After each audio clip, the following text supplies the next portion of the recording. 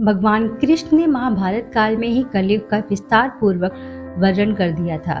कलयुग में लोग कैसे होंगे, जीवन कैसे व्यतीत होगा, लोगों का व्यवहार एक दूसरे के प्रति कैसा होगा, यह सब उस काल में ही बताया जा चुका है।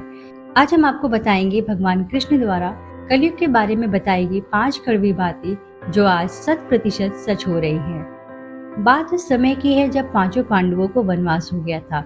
वनवास जाने से पहले पांडवों ने भगवान कृष्ण से पूछा, हे श्री कृष्ण, अभी यह द्वापर युग का अंत काल चल रहा है, आप हमें बताएं कि आने वाले कलयुग की गति क्या और कैसे होगी।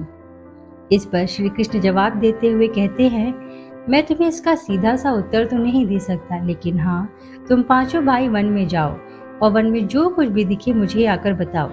श्री कृष्ण का आदेश पाकर 5 भाई वन गए और कुछ समय बाद वापस आए। फिर एक एक करके 5 भाइयों ने वन में जो देखा वो भगवान कृष्ण को बताया। सबसे पहले युधिष्ठिर ने कहा, मैंने तो पहली बार 2 सूंड वाला हाथी देखा, यह मेरे लिए बहुत ही आश्चर्यजनक था। इस पर भगवान श्री कृष्ण उत्तर देते हुए कहते हैं, कलयुग में ऐसे लोगों का राज होगा जो दोनों ओर से शोषण करेंगे, बोलेंगे कुछ और करेंगे कुछ, मन में कुछ और होगा और कर्म कुछ और। ऐसे ही लोगों का कलयुग में राज होगा। युधिष्ठिर के बाद अर्जुन ने कहा, मैंने जो देखा वह तो कहीं ज्यादा आश्चर्यजनक था।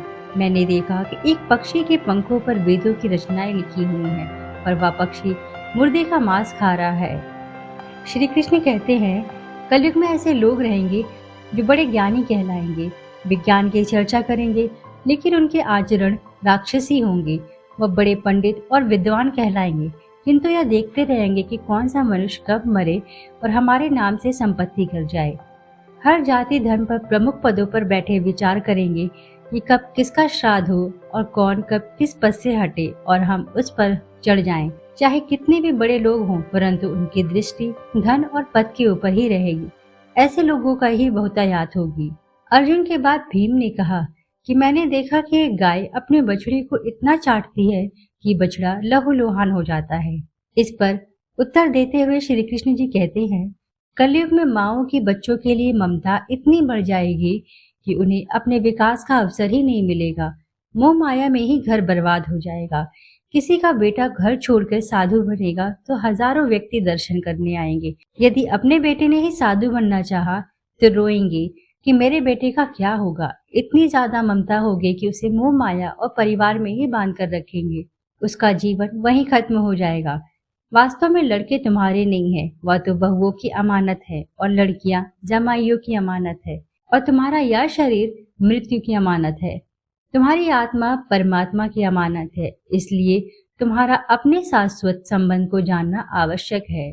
भीम के बाद सहदेव ने पूछा, हे श्री कृष्ण, मैंने ये देखा कि 6-7 कुएं हैं जिसमें पानी है और बीच का एक कुआं खाली है।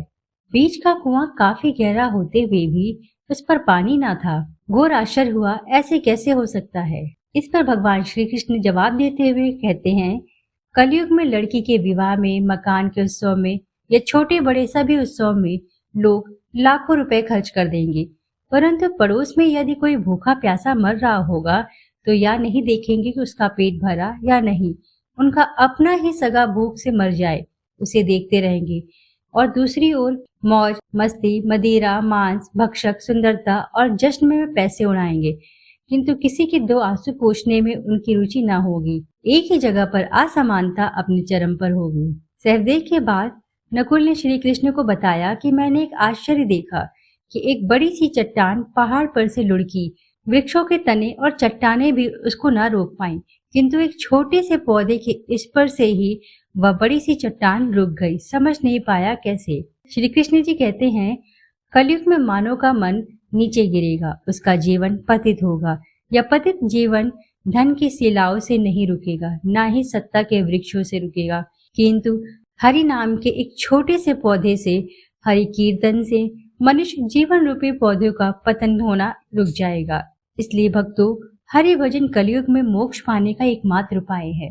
तो दोस्तों, ये है कलयुग के 5 कड़वे सच।